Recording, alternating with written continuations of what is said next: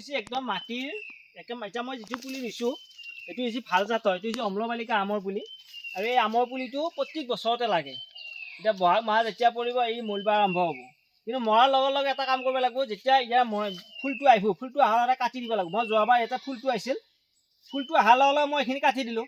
কাটি দিওঁতে এটা দুটা ঠানি আহি গ'ল, এই দুই তিনিটা ঠানি আহিছে। মই সদায় জোপোহা কৰিব ৰাখিলে কিন্তু পুলিটো লাগনটো যেতিয়া চাওঁ ইয়াক, মই প্ৰথম এইটো হৈছিল, এইটো লাগিছিলে তাৰমানে যোৱা বছৰ আৰম্ভ হৈছিল ফুলব লাগি।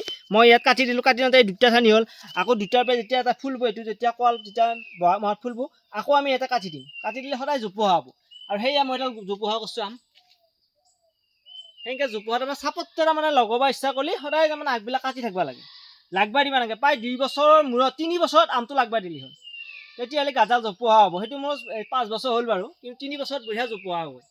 আৰু এইটো আম ভাল, খাব ভাল। আৰু আমৰ পুলিও মোটা আছে, যদি লাগে কাৰোবাক আমৰ পুলিও পাব। এইটো হৈছে অম্লবালিকা আম। আৰু ইয়াৰ আমটো বহুত ডাঙৰো নহয় সৰুও নহয়, কিন্তু খুব মিঠাযুক্ত।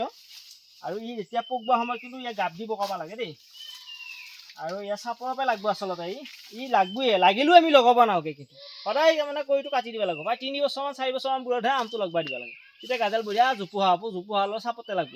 আৰু এইডাল মোৰ চাই কিমান জোপোহা আছে তলৰ পৰা, মোক বহুতে সুধি থাকে কেনেকৈ জোপোহা কৰা।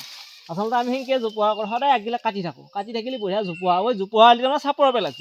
এতিয়া এই যেতিয়া লাগব চাওক কিমান আম লাগি যাব। মই ভিডিঅ' দিছোঁ বাৰু আগতে, এই চাপৰৰ পৰা লগা আম। আৰু খাবও খুব ভাল। আৰু এনেকুৱাকৈ যদি আমৰ পুলি লাগে আমাৰ লগত যোগাযোগ কৰক, আমাৰ পৰা আমৰ পুলি লৈ যাব পাৰিব।